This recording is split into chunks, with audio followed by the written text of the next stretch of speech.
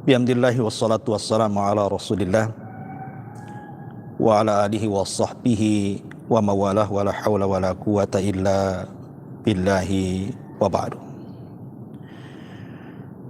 Ma'asyiral muslimin yang dimuliakan Allah subhanahu wa ta'ala, alhamdulillah di pagi hari ini kembali kita bisa berjumpa walaupun lewat media. Ada sedikit faedah yang ingin saya jelaskan tentang 7 dosa yang kalau seandainya kita lakukan, maka dosa-dosa ini boleh jadi menghabiskan seluruh pahala kita, walaupun kebaikan kita ini sebesar gunung. Tentu mendengar temanya pun kita sangat takut dan menakutkan. Bagaimana mungkin salat kita yang sudah kita lelah letih melakukannya, puasa kita, zakat kita, haji kita, sedekah kita, zikir kita, baca Quran kita, silaturahim kita, dan segudang ibadah lain yang sudah kita lakukan harus hangus, hilang dengan melakukan 7 dosa ini. Apa saja 7 dosa ini? Yang pertama, asyirku, kesyirikan. Di dalam Al-Quranul Karim Allah subhanahu wa ta'ala mengatakan dalam surah Al-An'am ayat 88, walau asyraku la habita anhum ma kanu ya'malun. Kalau seandainya mereka melakukan kesyirikan, maka akan hancur leburlah amalan mereka, akan habis amalan mereka. Dan Allah subhanahu wa ta'ala juga mengatakan dalam surah Az-Zumar ayat 65, la in asyrakta la yahbatanna amaluka wa la takunanna minal khasirin. Kalau engkau ya Muhammad melakukan kesyirikan, lihat bagaimana khitab di sini. Khitab ini diarahkan kepada Nabi SAW. Kalau engkau wahai Muhammad melakukan kesyirikan, la yahbatanna amaluka, amal yang sudah kau kumpulkan itu akan hilang, hangus. Cukup sampai di sini? Tidak. Wala takunanna minal khasirin, engkau akan termasuk orang-orang yang rugi. Kalau Nabi SAW saja bisa habis amalannya karena melakukan kesyirikan, dan tidak mungkin Nabi SAW melakukan kesyirikan, bagaimana mungkin kita sebagai umatnya? Kita tidak hendak bercerita di luar agama Islam seperti Nasrani, Yahudi, Hindu, Buddha atau yang lainnya. Lakum dinukum waliyadin. Agama kalian, agama kalian. Kita tidak mungkin mengusik agama kalian, sebagaimana kalian juga tidak perlu mengusik agama kami. Masing-masing punya keyakinan. Tapi yang ingin saya katakan adalah lingkup yang dilakukan oleh orang-orang yang KTP-nya Muslim, dohirnya salat, puasa, zakat, haji, tapi sadar ataupun tidak, ternyata ibadah yang sudah kita lakukan tanpa sadar habis dan hangus karena kesyirikan yang kita lakukan. Betapa banyak di antara kita yang masih datang ke dukun, yakin dengan dukun, percaya dengan dukun, masih menyimpan tangkal-tangkal, yakin dengan jimat, percaya dengan jimat, masih datang ke tempat-tempat keramat, kuburan-kuburan orang-orang saleh, meminta-minta di situ, bernazar di situ, menyembelih di situ, i'tikaf di situ. Dan ini kesyirikan. Ya. Ma'asyiral muslimin yang dimuliakan Allah Azza wa Jalla. Maka ini dosa pertama, dan ini yang paling bahaya. Kalau kita sampai melakukan kesyirikan, habis amalan kita. Kemudian yang kedua, murtad dari Islam. Orang yang murtad dari Islam akan menghabiskan semua amalan yang pernah dia lakukan saat dia menjadi seorang muslim. Walaupun saat dia menjadi muslim itu termasuk a'badun nas, manusia yang paling beribadah kepada Allah, tidak pernah meninggalkan salat, puasa, zakat, haji, baca Quran, silaturahim, apalah sebutkan ibadahnya, anggaplah dia orang yang paling kaya dengan pahala dalam Islam. Tapi satu langkah saja bergeser Anda dari Islam, masuk ke agama yang lain, maka percuma amalannya. Anda dinyatakan sebagaimana dalam firman Allah Subhanahu wa taala surah Ali Imran ayat 85 ataupun surah An-Nur ayat 39, Allah mengatakan walladzina kafaru a'maluhum kasarabim biqi'atin yahsabuhu dhama'u ma hatta idza ja'ahu lam yajidhu syai'a. Dan orang-orang kafir, amalan-amalan mereka adalah laksana fata morgana di tanah yang datar. Disangka oleh orang-orang yang dahaga haus itu sebagai air, tetapi bila datangi air itu dia tidak mendapatkan satu apapun yang ia cari. Bahkan Allah juga mengatakan dalam surah Al-Furqan ayat 23, wa qadimna ila ma amilu min amalin faja'alnahu haba'an mansura. Dan kami akan hadapkan segala amal mereka, lalu kami jadikan amal itu bagikan debu yang berterbangan tidak tersisa. La haula wala quwata illa billah. Lihat, orang kalau sudah beralih agama dari muslim ke kafir, habis amalannya, percuma. Oleh karena itulah maka ini saya nasihatkan kepada orang-orang yang murtad, baliklah kalian ke dalam Islam. Karena satu-satunya agama yang paling diridhoi oleh Allah hanyalah Islam. Inna dina indallahil Islam. Dan Allah mengatakan wa man yabtaghi ghairal islami dinan falan yuqbala minhu wa huwa fil akhirati minal khasirin. Barang siapa yang mencari agama selain agama Islam, maka sekali-kali tidak akan diterima agama itu dan dia di akhirat termasuk orang-orang yang rugi. Kembalilah kepada agama yang benar. Dan pasti diterima Allah Subhanahu wa taala. Karena saya dulu pernah memiliki teman, dan temannya ini memiliki teman, orang yang murtad. Dia menikah dengan orang kaya yang beragama Nasrani. Mungkin karena tujuannya kekayaan, akhirnya kemudian dia pun masuk kepada agama Nasrani itu. Tiba-tiba dalam perjalanan rumah tangganya bercerai pula karena suaminya selingkuh. Akhirnya dia ingin kembali kepada Islam, tapi takut kalau seandainya Islam tidak menerimanya. Maka saya katakan baliklah. Islam tetap menerima siapapun walaupun dia sudah bertobat. Bersyahadatlah kembali. Masuklah kembali ke dalam Islam.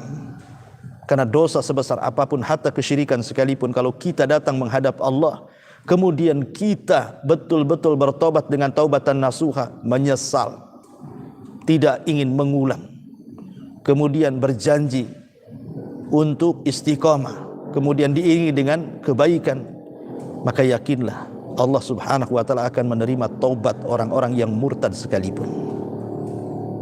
Ma'asyiral muslimin yang dimuliakan Allah Subhanahu wa taala, walaupun terjadi khilaf para ulama, apakah orang yang murtad kemudian taubat ke dalam Islam dia mulai dari nol kembali, ataukah dikembalikan lagi pahala yang sudah ia kerjakan sebelum murtadnya? Al-Imam Asy-Syafi'i rahimahullahu ta'ala dan juga Imam Ahmad mengatakan, kalau dia kemudian balik lagi ke dalam Islam, maka pahala yang dulu akan dikembalikan. Karena Allah Subhanahu wa ta'ala ketika menyebutkan hukum orang yang murtad itu dalam surah Al-Baqarah kalau tidak salah, itu diikatkan dengan kalimat kematian. Allah mengatakan wa man yartad minkum an dinihi fayamut. Barang siapa yang murtad dari agamanya kemudian dia mati, wa huwa kafir, dalam kondisi kafir, fa ulaika habitat a'maluhum fid dunya wal akhirah wa ulaika ashabun nar hum fiha khalidun. Maka amalannya akan habis ludes di dunia dan di akhirat, dan di neraka mereka akan dikekalkan. Makna ayat ini ataupun makna mafhum mukhalafahnya kebalikannya, barang siapa yang murtad dari kalian kemudian sebelum mati dia kembali ke dalam Islam, maka amal mereka tidak akan gugur baik di dunia ataupun di akhirat, dan dia tidak lagi termasuk penduduk neraka dan tidak akan dikekalkan di dalamnya kalau bertobat. Dari sinilah maka Imam Syafi'i dan Ahmad mengatakan amalannya akan dikembalikan, walaupun Abu Hanifah dan Imam Malik mengatakan tidak akan kembali dan dia mulai dari nol. Lihat bagaimana bahaya orang murtad ini. Ma'asyiral muslimin yang dimuliakan Allah Azza wa Jalla. Kemudian yang ketiga, yang tak kalah bahayanya juga bisa menghancurkan dan menggugurkan amalan kita adalah riya. Beramal karena manusia. Dia beramal karena manusia. Seperti orang yang dari kecil dia menghafal Quran, sampai remaja, sampai dewasa, sampai menjadi qari Al-Quran. Tapi tujuannya hanya untuk dunia, popularitas, supaya orang memandang dia seorang qari internasional, qari yang sangat masyhur terkenal. Atau seorang yang dari kecil dia latihan fisik dia, sampai remaja dewasa dia ahli berpedang, ahli bertombak, ahli berkuda, ahli dalam strategis perang dan begitu seterusnya. Tapi ketika dia berjihad memang tidak karena Allah. Dia hanya mencari popularitas saja, supaya manusia menganggap dia seorang pahlawan. Kalaupun dia mati syahid, dia akan dikenang kepahlawanannya. Atau boleh jadi orang yang dari kecil, remaja, dewasa mencari harta sampai lelah letih, sampai betul-betul kaya raya. Kemudian dia menjadi orang yang paling dermawan. Tapi tujuannya bukan karena Allah, supaya dapat pujian manusia.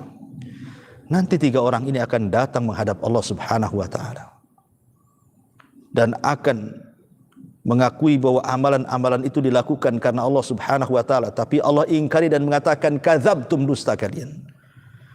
Kalian orang yang berjihad, kalian mati syahid supaya orang menganggap engkau ini pahlawan, kadzabta, dusta kamu.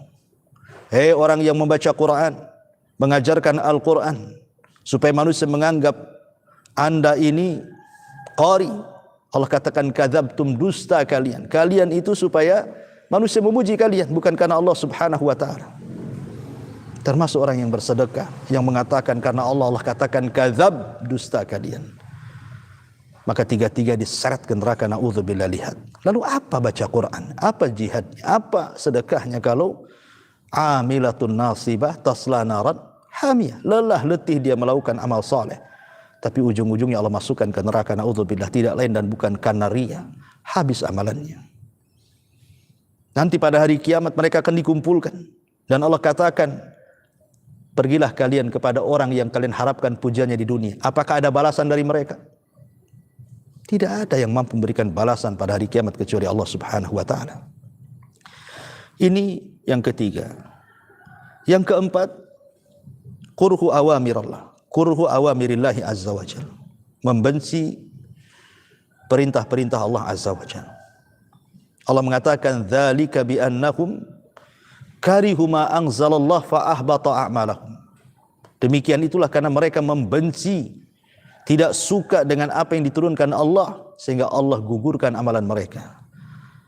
Maka siapapun yang membenci syariat Allah, menuduh bahwa syariat waris itu tidak adil, menurut bahwa poligami itu mengungkung wanita, menuduh bahwa syariat salat itu hanya akal-akalan Muhammad saja. Buat apa puasa lapar-lapar saja? Buat apa haji kemudian menghabiskan biaya saja? Apa itu janggut?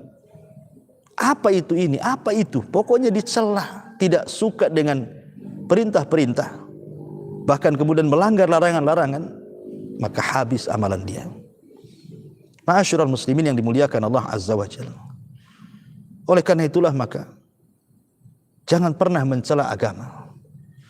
Karena orang yang mencela agama ini, tidak suka dengan agama, diturunkan Al-Quran kepada orang yang seperti ini. Qul abillahi wa ayatihi wa rasulihi kuntum tastahzi'un. Apakah dengan Allah, dengan ayat-ayatnya, dengan Rasulnya kalian mengolok-olok mereka? Maka Allah katakan, la ta'tadiru, jangan cari-cari alasan kalian. Qad kafartum ba'da imanikum, kalian sudah kufur setelah keimanan kalian, habis amalan kalian. Ma'asyiral muslimin yang dimuliakan Allah azza wa jalla, maka bahaya, jangan sampai membenci syariat Allah subhanahu wa ta'ala. Kemudian yang ke-5, at-ta'ali 'ala Allah. At-ta'ali 'ala Allah itu artinya seseorang memponis manusia dengan mengatakan si fulan tidak akan masuk neraka, si fulan tidak akan masuk surga, si fulan akan menjadi penghuni neraka, si fulan tidak akan diampuni dosa-dosanya, dan begitu seterusnya. At-ta'ali 'ala Allah. Atau mengatakan si fulan kafir, padahal dia bukan kafir. Karena mengatakan si fulan kafir sama dengan mengatakan si fulan ahli nar. Itu disebut at-ta'ali 'ala Allah. Fala tuzakku anfusakum, jangan merasa bersih diri kalian dengan menuduh orang seperti itu. Karena dalam sebuah hadis dari Jundub ibn Abdillah al-Bajali yang dikeluarkan Imam Muslim, Anna rajulan qala, ada seorang laki-laki berkata, kata Rasul, wallahi la yaghfirullahu li fulan, demi Allah, Allah tidak akan mengampuni dosa si fulan. Allah murka dari langit dan mengatakan, man dzalladzi yata'alla alayya alla aghfira li fulan, siapa yang berani-berani mengatakan bahwa saya tidak akan mengampuni si fulan? Seolah-olah dia itu memerintah-merintahkan Allah dengan mengatakan si fulan tidak akan diampuni. Padahal Allah mengatakan, siapa yang berani mengatakan bahwa aku tidak akan mengampuni si fulan? Maka Allah katakan, fa inni qad ghafartu li fulan wa ahbattu amalaka. Allah katakan, aku sudah mengampuni dosa-dosa si fulan dan aku gugurkan amalan. Maka jangan pernah memvonis. Apabila orang itu masih hidup, jangan memvonis seperti itu, tapi doakan mudah-mudahan dia mendapatkan hidayah. Mudah-mudahan dia mengamalkan amalan ahlul jannah. Mudah-mudahan dia mati husnul khatimah. Jangan memvonis. Ma'asyiral muslimin yang dimuliakan Allah Azza wa Jalla. Maka memvonis orang baik-baik tidak akan diampuni, hatta orang jahat sekalipun, hatta ahli maksiat sekalipun. Kalau di dunia saja kita tidak boleh melaknat mereka, tapi disunahkan untuk mendoakan mereka. Seperti di zaman Rasul ada orang yang hobi mabuk, ketangkap dicambuk, ketangkap dicambuk. Tapi orang ini suka membuat Nabi tertawa, suka dengan Nabi.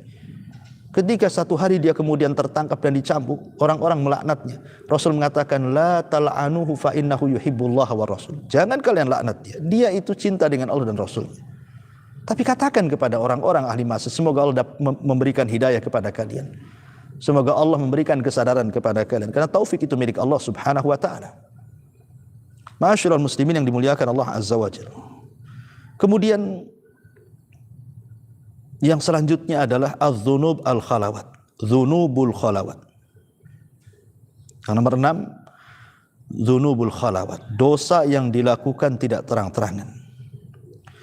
Dalam surah An-Nisa ayat 108 Allah mengatakan, yastakhfuna minan nas wa la yastakhfuna minallah wa huwa ma'akum idh yubayyituna ma la yarda minal qawli wa kana Allahu bima ya'maluna muhita. Mereka dapat bersembunyi dari manusia, tetapi mereka tidak dapat bersembunyi dari Allah. Karena Allah beserta mereka ketika pada satu malam mereka menetapkan keputusan rahasia yang tidak diridhoi Allah, dan Allah meliputi terhadap apa yang mereka kerjakan.